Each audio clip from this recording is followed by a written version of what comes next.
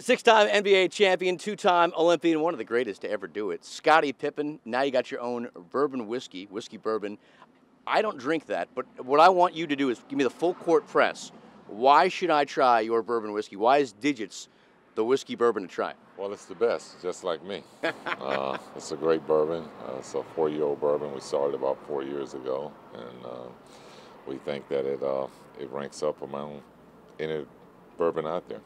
I'm sure it may be old hat to you, but I mean, the fact is, we've never met before, and I feel like you played such an important part of my life. Does that ever still hit you like, wow, how many people you've reached through playing basketball and being a part of one of the greatest dynasties in NBA history? Thank you, I appreciate that. But I mean, I think along the journey, you kind of understand what your present is and the impact that you're having on people's life. And for me, it was an opportunity to get back out and have the opportunity to still mingle with people. Drinking is a way to socialize and communicate with people. So this has been great for me to have this opportunity to sort of get back out and meet people and have the opportunity to be in their presence. You know, we can talk a little basketball for a second. We're in Charlotte, a Muggsy Bogues country a little bit. And I didn't know this until I read his book, but you guys were incredibly instrumental in putting each other on the map in the 1987 pre-draft combine. Bogues talked about it. What did he do there to bring out the best in your game and get people to realize this kid from Central Arkansas is pretty good? Well, I mean, we both came out the same year in 1987, and we were both on a journey trying to make it in the NBA, but also make an impact. And as you said, we both lift each other up along that way.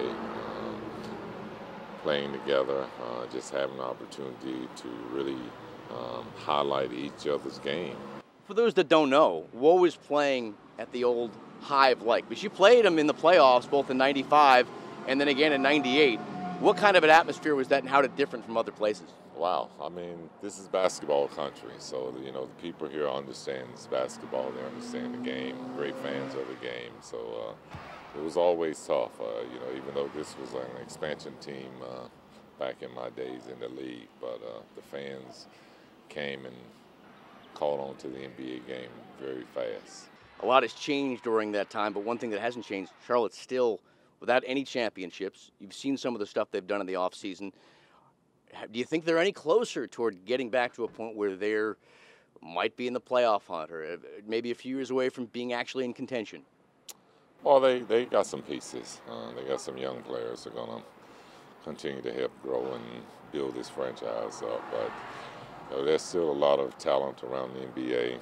Golden State, still a very strong team. Phoenix, got Giannis in Milwaukee. So, you know, they're going to have to get better through the draft, but they're going to continue to get better. They got some great talent. I think they will continue to make some noise. Well, if they don't, the fans can at least drown their sorrows in Digits and be able to take care of themselves at least that way. Oh, yeah, for sure. You've got to always go have a drink and forget about it. Scottie, appreciate your time. Thanks very much, sir. Appreciate you.